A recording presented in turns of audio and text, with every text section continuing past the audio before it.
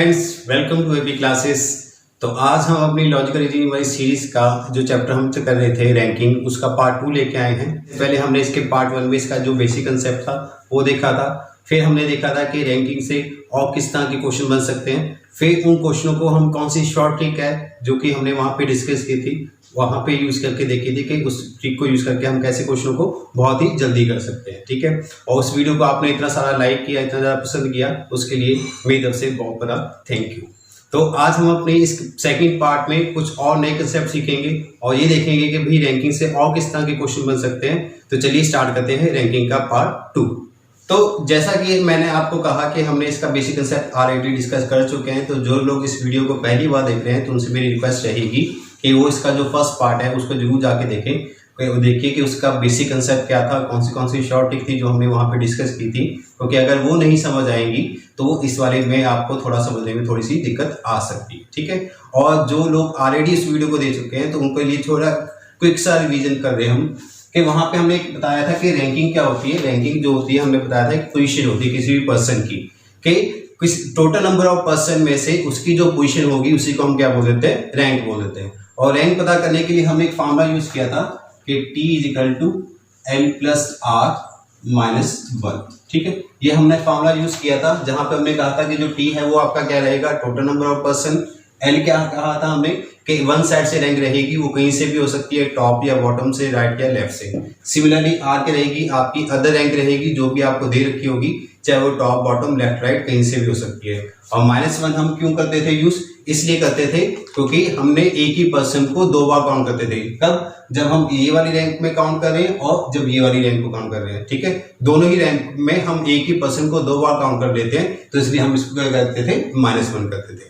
तो ठीक है, इसको हम अच्छे से समझ चुके थे, तो अब मैं इसको दोबारा से और एक्सप्लेन नहीं करूंगा क्योंकि मुझे लगता है कि आपने काफी प्रैक्टिस की होगी और ये चीज आपको ऑलरेडी समझ आ चुकी होगी। ठीक है, तो चलिए हम स्टार्ट करते हैं अब का इसका नेक्स्ट वाला पार्ट, जिसमें आपको एक्सचेंज ऑफ पोजीशन के बारे में क्वेश्चन पूछे जाते हैं। तो सबसे पहले हम देखेंगे कि भाई वो एक्सचेंज ऑफ पोजीशन क्या होती है और उसमें से किस तरह के क्वेश्चन पूछे जा सकते हैं, और फिर उन तरह के क्वेश्चनों को सॉल्व करने की अप्रोच क्या रहेगी और वो कौन सी शॉर्ट ट्रिक है जिससे हम उस चीजों को और जल्दी कर सकते हैं। ठीक है, तो एक्सचेंज ऑफ पोजीशन को समझने के लिए हम यहाँ पे एक छोटी सी एग्जांपल ले रहे हैं ताकि आपको ये जो एक्सचेंज ऑफ पोजीशन वाला केस है वो अच्छी तरह से समझ आ सके।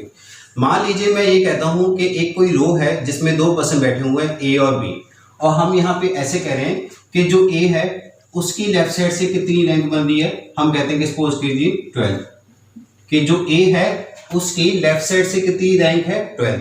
सिमिलरली एक और पर्सन है बी, और बी की मैं कहता हूं कि राइट साइड से कितनी पोजीशन है, 9। या मैं ये कह लूं कि जो बी का रैंक है वो कितना है, राइट से 9।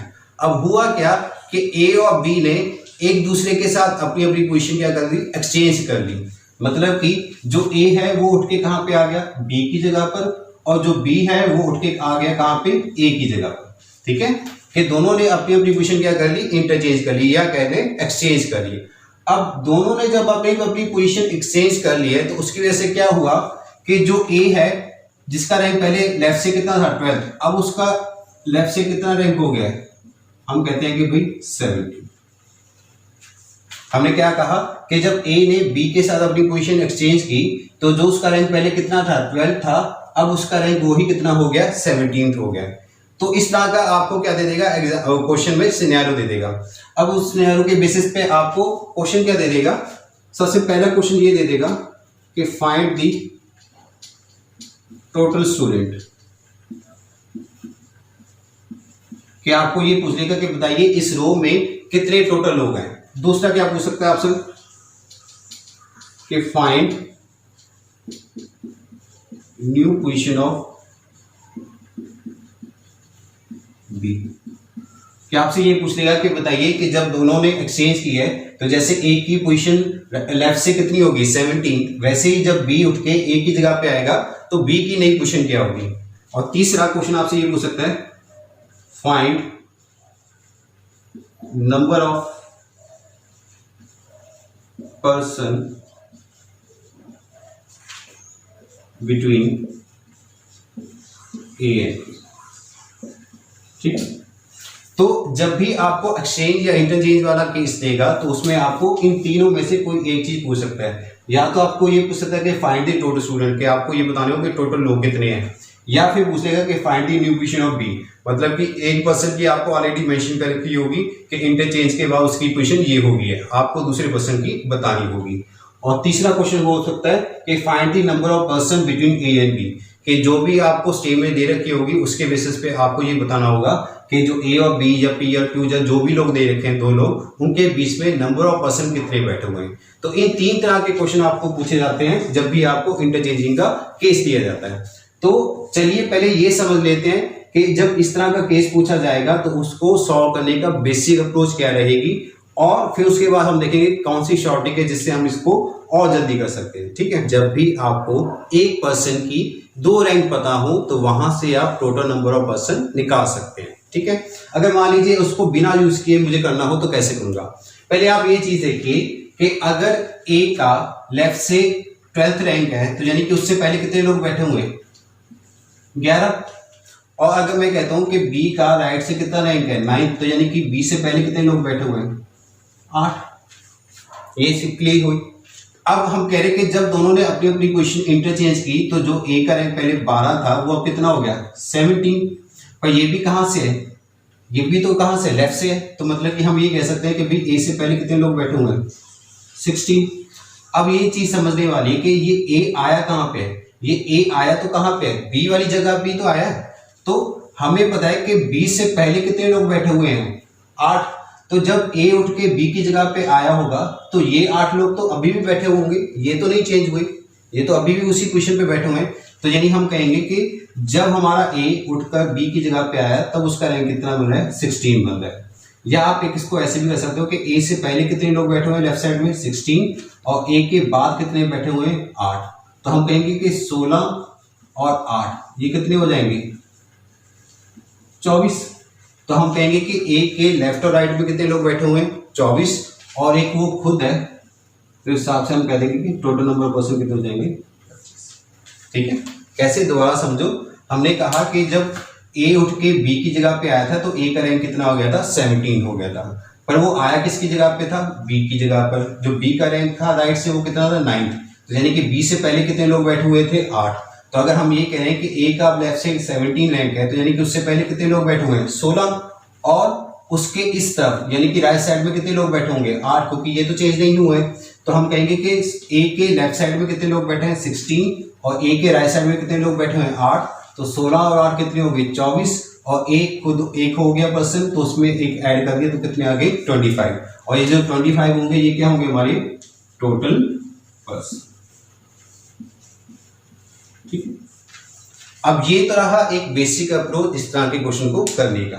पर अगर मुझे ये टोटल ऑफ पर्सन एक सीधे निकालने हो बिना इतनी कैलकुलेशन करने के या बिना कुछ इतना दिमाग लगाने के, मैं अगर सिंपल अप्रोच लगानी हो बिना अपनी शॉर्टिंग लगानी हो, जब मैं यूं कहूँ कि शॉर्टिंग लगानी हो तो शॉर्टिंग कैसे लगाऊंगा।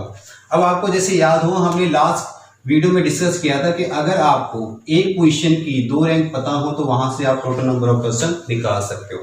हमने क्या कहा कि अगर आपको एक पर्सन की 2 पोजीशन या 2 रैंक पता हो तो आप क्या निकाल सकते हो, टोटल नंबर ऑफ पर्सन निकाल सकते हो। और वो टोटल नंबर ऑफ पर्सन निकालने के लिए फॉर्मूला क्या था कि T = L + R - 1। ठीक है, अब इस चीज को देखिए कि जब A का लेफ्ट से कितना रैंक बन रहा है, 17। ठीक है, और इसी पोजीशन को जब आप राइट साइड से देखोगे तब वो रैंक कितना बन रहा है, 9। मतलब कि ये पोजीशन तो सेम है, ये पोजीशन कोई अलग अलग तो नहीं है, बस एक बार आप लेफ्ट साइड से देख रहे हो, एक बार आप कहां से देख रहे हो, राइट साइड से देख रहे हो। तो ये सेम पोजीशन का 2 रैंक पता है, एक साइड से कितना पता है, 17, और एक कितना पता है, 9। तो हमें अगर 2 रैंक पता लगी तो हम वहां से क्या निकाल सकते हो, टोटल नंबर ऑफ पर्सन।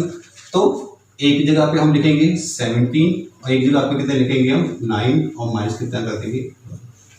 तो ये 17 और 9 कितना हो जाएगा, ये हो जाएगा आपका 26, माइनस 1 करोगे तो कितने आ जाएंगे, 25। और देखिए यही तो हमारा आंसर था यहाँ पे। तो यानी कि ज्यादा कुछ दिमाग लगाए हुए हमने सिर्फ क्या किया, हमें सिर्फ इतना चीज लगाई कि भाई अगर मुझे एक पोजीशन की 2 रैंक पता होंगी तो वहां से मैं डायरेक्टली क्या निकाल सकता हूँ, टोटल नंबर ऑफ पर्सन निकाल सकता हूँ। ठीक है, आई होप आप लोगों को यहाँ तक कोई डाउट ना रहा हो। अगर आपको कोई डाउट रहा होगा तो इसको दोबारा रिपीट करके आप चेक कर सकते हो। ठीक है, ये तो देख लिया कि टोटल नंबर ऑफ स्टूडेंट कितने होंगे, वो हमारा आंसर आ गया 25। अब हमें जो सेकंड चीज पता करनी है वो आपको ये पता करनी है कि find the new position of B from the right side, कि बी की जो नई पोजीशन होगी राइट साइड से वो कितनी होगी। तो ये चीज हमने भी ऑलरेडी डिस्कस कर चुके हैं अपनी प्रीवियस वीडियो में कि अगर आपको टोटल नंबर ऑफ पर्सन पता हो और अगर आपको एक साइड से रैंक पता हो तो आप दूसरे साइड से रैंक पता कर सकते हो। अब वो कैसे पता कर सकते हो, देखिए जैसे कि हमारा फॉर्मूला क्या था, हमारा फॉर्मूला था कि T = L+R-1, ठीक है।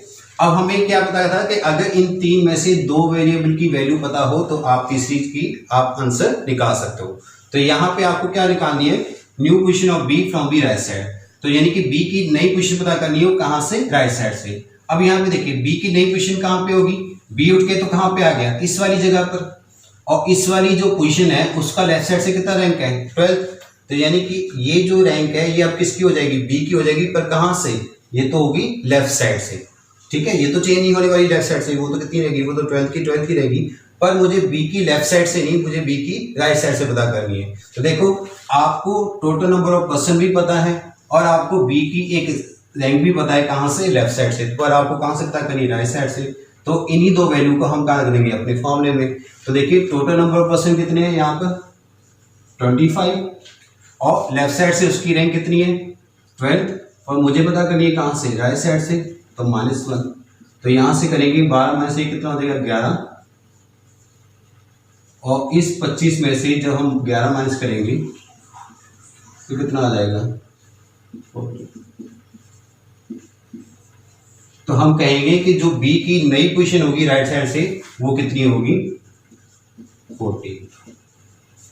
समझ आया कि नहीं। हमने क्या कहा था कि अगर आपको एक पर्सन की किसी भी साइड से रैंक पता करनी हो जिसके लिए आपको टोटल नंबर ऑफ पर्सन पता हो और किसी एक साइड से रैंक ऑलरेडी गिवन हो, तो आप उसकी जो सेकंड रैंक है वो आप पता कर सकते हो। तो वो कैसे पता कर सकते हो, इस फॉर्मूले में सिंपल वैल्यू पुट करके। तो देखिए कि हमारा इस क्वेश्चन का आंसर आने में अगर फॉर्मूले के हिसाब से करेंगे तो 1 सेकंड से भी कम में हमारा आंसर आ रहा है। इस हिसाब से हमारा ये आंसर कितना आ गया 14।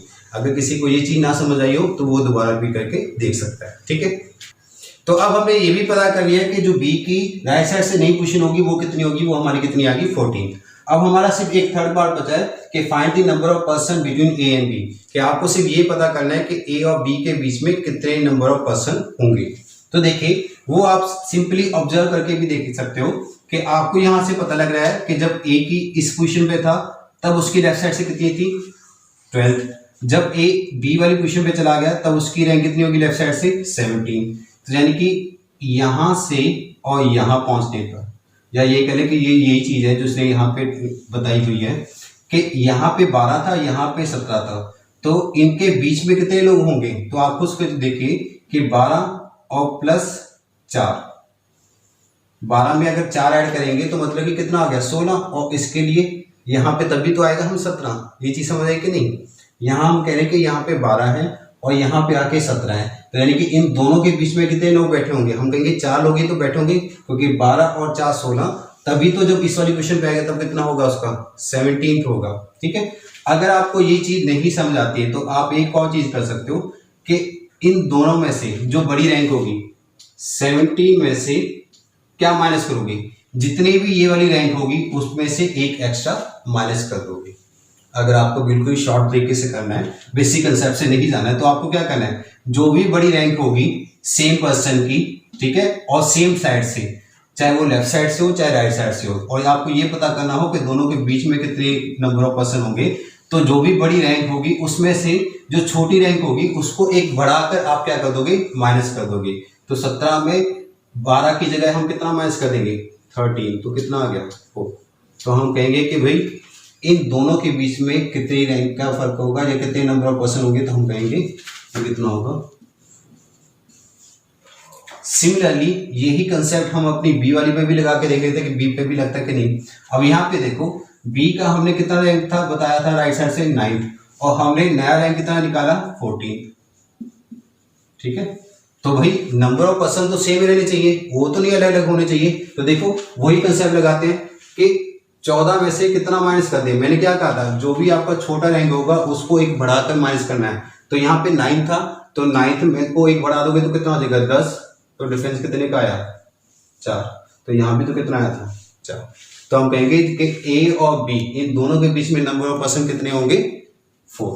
ठीक है, तो जब भी आपको इंटरचेंजिंग वाला क्वेश्चन देगा, आपको ये 3 ही तरह के क्वेश्चन देगा कि find the total number of student, या किसी एक पर्सन की नई पोजीशन पूछ लेगा, या फिर ये पूछ लेगा कि भाई जो भी 2 पर्सन बैठे हुए हैं उनके बीच में कितने लोग बैठे हुए हैं। ठीक है, इसके अलावा बहुत ही रेयर देखा गया कि इसके अलावा कोई और क्वेश्चन पूछा गया हो।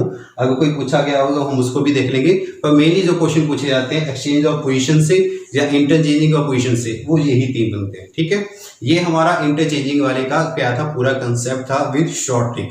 अब इसी के बेसिस पे हम कुछ क्वेश्चन करके देखते हैं कि अगर एग्जाम में किस तरह के क्वेश्चन पूछे जाते हैं इस टॉपिक पे या इस वाले कंसेप्ट पे, और फिर उसको आपको कैसे सॉल्व करना है।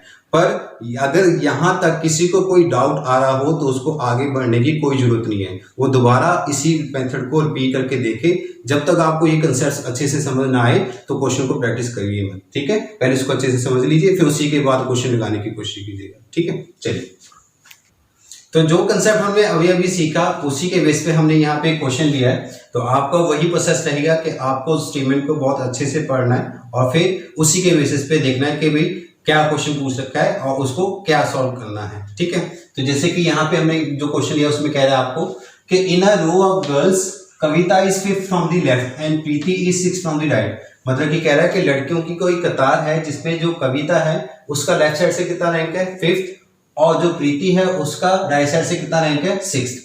फिर कह रहा है दे exchange their position, Kavita become 13 from the left. वो क्या करती है, दोनों अपनी अपनी पोजीशन क्या कर लेती है, एक्सचेंज कर लेती है, जिसकी वजह से जो कविता है उसका रैंक कितना बन जाता है 13 बन जाता है। कहां से, लेफ्ट साइड से, जो पहले कितना था 5th था।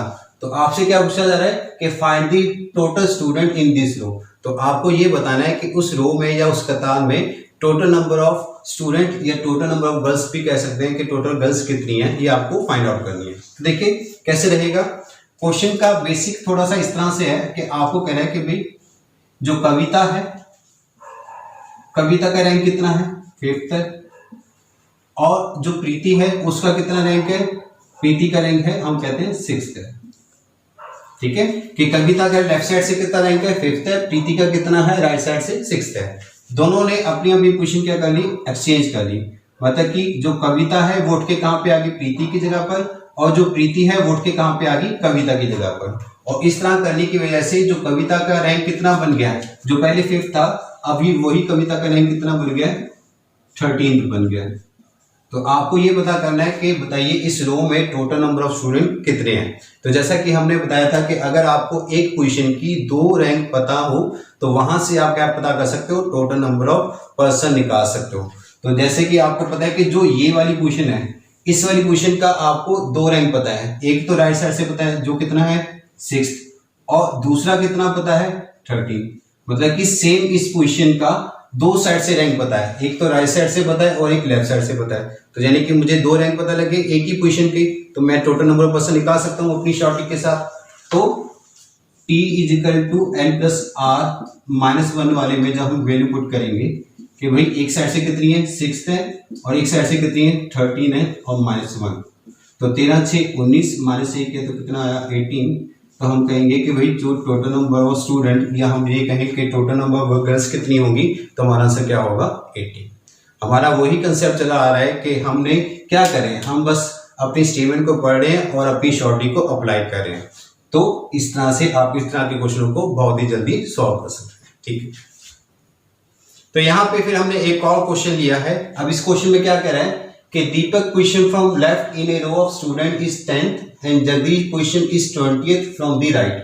मतलब कि फिर दोबारा आपको कह रहा है कि भाई कुछ ही स्टूडेंट की क्या है, एक रो है जिसमें कि जो आपका दीपक है उसकी लेफ्ट साइड से कितनी रैंक है, उसकी रैंक तो कितनी बना रही है 10th है, और एक और पर्सन है जगदीश, उसकी पोजीशन कितनी है राइट साइड से 20th।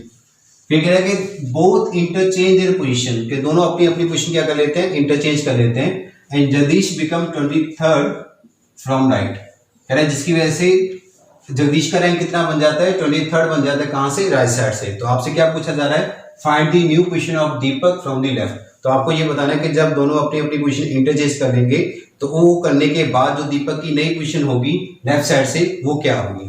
तो देखिए जैसा कि आपको बता रहा है कि जो दीपक है उसका लेफ्ट से कितना रैंक है, उसका लेफ्ट से कितना रैंक है 10th, और जो जगदीश है उसका कितना रैंक है, उसका हम कहेंगे कितना है 20th।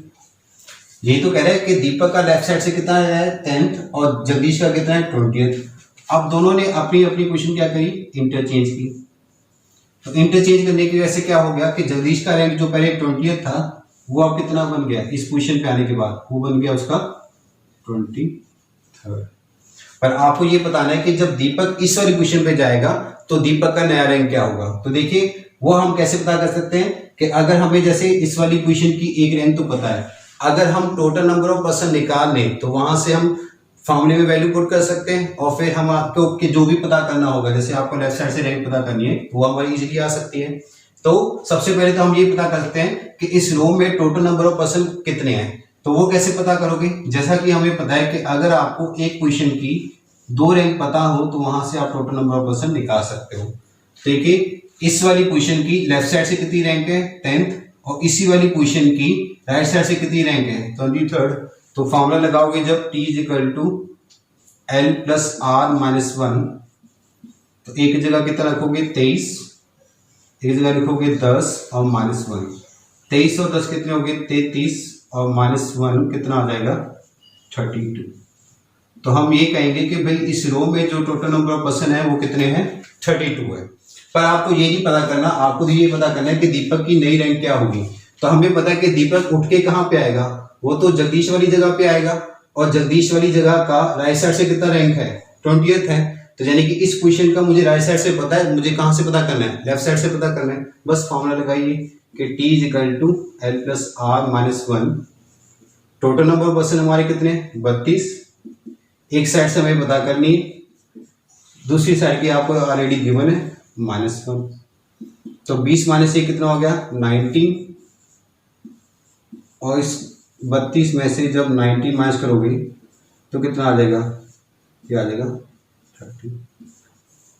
तो मैं कहूंगा कि जो दीपक का नई पोजीशन होगी या नया रैंक होगा कहां से, लेफ्ट साइड से, वो कितना होगा 30।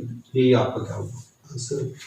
ठीक, चलिए तो हमने यहाँ पे एक और क्वेश्चन लिया है ताकि आपको जो ये इंटरचेंजिंग वाला कंसेप्ट है वो अच्छी तरह से समझ आ जाए। ठीक है, तो अब इस क्वेश्चन में आपको क्या कह रहा है कि in a row of student Ramesh is 12th from the left, मतलब कि स्टूडेंट की कोई एक रो है जिसमें कि आपका रमेश है कोई पर्सन, उसकी लेफ्ट साइड से कितनी रैंक है 12th, and Kashi is 17 from the right. और कह रहा है कि काशी का उसी रो में कितना रैंक है 17th है, पर कहां से, राइट साइड से। फिर कह रहा है when they interchange position Kashi become 27 from the right, मतलब कि जब दोनों अपनी अपनी पोजीशन इंटरचेंज करते हैं तो उसकी वजह से क्या होता है कि काशी का रैंक कितना हो जाता है 27th हो जाता है, जो कि पहले कितना था 17 था। तो आपसे पूछ रहा है कि find the number of student between Ramesh and Kashi. तो आपको ये बताना है कि काशी और रमेश के बीच में नंबर ऑफ पर्सन कितने होंगे। तो इसको मैं आपको दोनों ही अप्रोच से करके दिखाता हूं ताकि आपको पता लग जाए कि भाई ये चीज कैसे निकालते हैं। तो देखो आप, ये आपका बेसिक अप्रोच रहेगा, और यहां पे मैं आपको शॉर्ट बताऊंगा। तो अगर बेसिक तरीके से समझें तो आपको पता है कि भाई रमेश का कितना रैंक है, रमेश का रैंक है कितना 12th है, कहां से, लेफ्ट साइड से, और काशी का कितना है राइट साइड से, वो कहते हैं कि भाई 17th है। अब वो कह रहे हैं कि दोनों ने अपनी अपनी पोजीशन क्या कर ली, इंटरचेंज कर ली। ठीक है, अब जिसकी वजह से क्या हो गया कि काशी का रैंक कितना बन गया 27 बन गया, जो कि पहले कितना था, जितना पहले था, पहले कितना था 17, अब कितना बन गया 27। तो आपको ये बताना है कि रमेश और काशी के बीच में कितने नंबर ऑफ पर्सन होंगे।